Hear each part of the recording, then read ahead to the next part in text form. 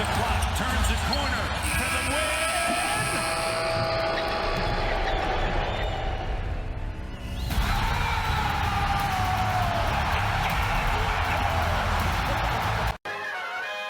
Well, can we take a moment of silence for Pascal Siakam? Oh, Perk. Big dub, Perk. Yeah, I had to start there, guys. I had to go back and just remind us where we all were when we took that draft pick, jaws dropped and everything else. Big Perk, I had to start there. Anyway, welcome to October 13th, 2021, and I hope you enjoyed the preseason. Here we go, a long-awaited episode. Thanks for all you reaching out to me to ask me, hey, what do I think about X, Y, and Z? I'm going to have a lot of that in this video. First, I want to say thanks to all of the content providers that have been keeping me occupied. Many are missing off this list of only 5 or so. I just want to draw your attention to the fact that I am also trying to get content up here. People have been asking about Sam Dekker because he had an off the charts night last night. The night Sam Dekker had should be no surprise. There's a reason he was the first order of business for the Raptors the moment free agency took hold. Guaranteed him for the $350 just to show up for training camp, which is a pretty good payday. You can expect Dekker to be a pivotal part of this team. He does a bit of everything well. Watch my video. It shows his history in the league, why he left, why he's come back, how good a player he is all around. You can also check out episode 12. People were asking about adding Ben Simmons and Kyrie to my kind of tribute video to Kyle and welcome video to Scotty Barnes, which was all about the 2 kinds of swagger. If you haven't watched that, I'm getting better, obviously, editing and stuff, but it was really just about showing the difference between classy, which is something that I really value in sports, versus just Kyrie Irving, for lack of a better way of putting it. And then lastly, I want to say welcome. I want to say welcome to all of you that have joined through the Summer League and the preseason, the Scotty Barnes party. Because I love all the content providers that are out there on YouTube. I think that we collectively are better than the mainstream media in terms of knowing our team and rooting this team on and getting people in the spirit of Jurassic Park, right? And what it is to be the North. And I just want to say welcome to the Scotty Barnes party. And now you're seeing what I saw and why I was so vehement about not going Jalen Suggs, but adamant that we weren't just going Scotty Barnes. We were going Scotty Barnes for the reason you see in this little quote right here. That's on a JJ Buckets thing, pre-draft. So, and on a lot of the forums, if you go back and look pre-draft, I had great conversations with so many of you Raptors fans about why it's not going to be Jalen Suggs, and you were all calling me crazy. Anyhow, I'm so glad everyone's at the party. I'm never going to stop gloating about that. But now it's time to get to the predictions of where the season's going to go. And that has to do with first looking at what kind of guys we're after, which are these long arm monsters like Bobby explained to us. And so let's take a look at the guaranteed contracts that we have going in. So we got Delano Banton, Svi, Pascal, Precious, Goran, OG, Boucher, Flynn, Gary Trent Jr., Kem Birch, Scotty Barnes, and Freddie guaranteed. And then we got guaranteed contracts in Champagne and Johnson, who are designated as our 2-ways. And then we've got this weird E10 contract to Perry, which I'll cover a little bit more in a few minutes. But first, I think it's important to talk about where these guaranteed contracts leave us in terms of the money we have to manage. So first, let's take a look at who is invited. Perry's not on this graphic, but you'll get the idea here. And this gives you an idea of the salaries for 21 and 22. And you'll see a bunch of these are not guaranteed. So we had 20 players, not 19, because of Perry. And this was my predictions to my buddies going into the season.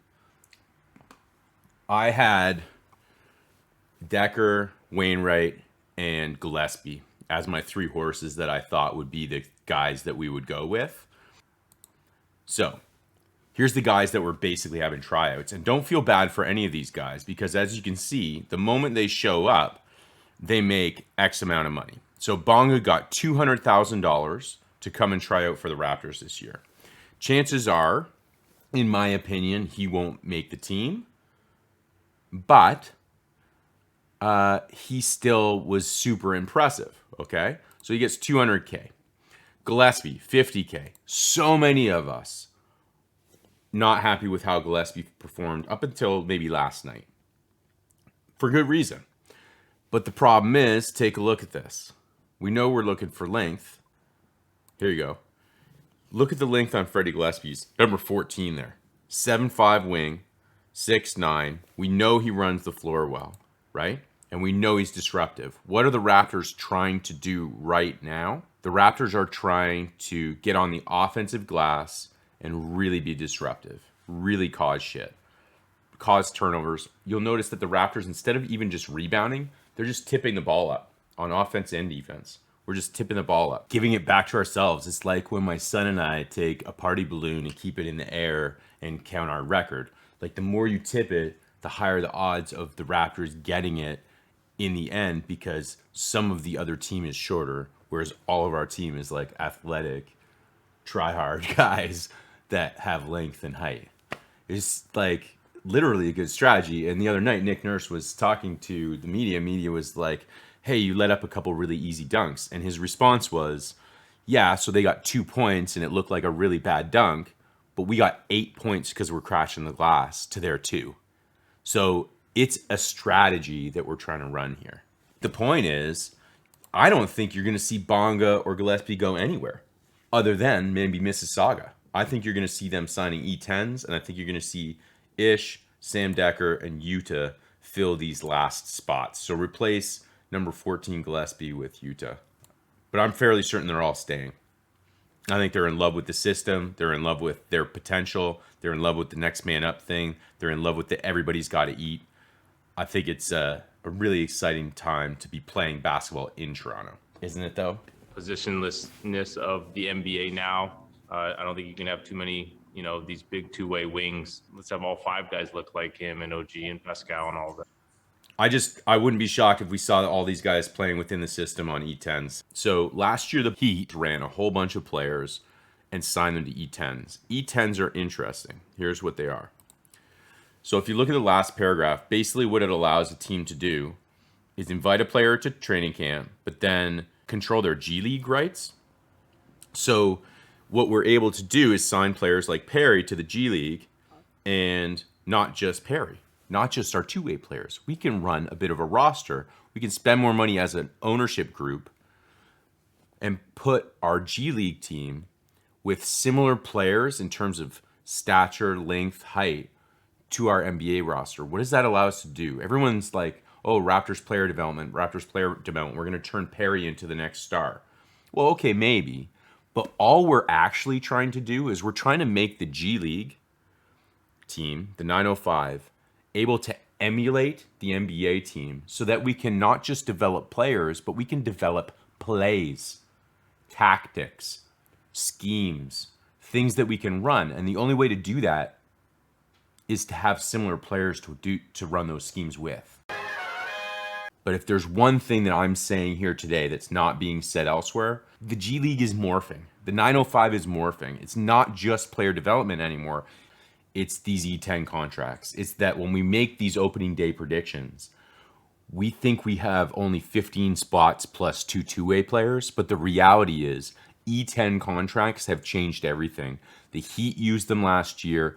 We're going to see it used by the Raptors very effectively this year, not just for player development, but for system development. And that's the takeaway where you heard it here first, folks.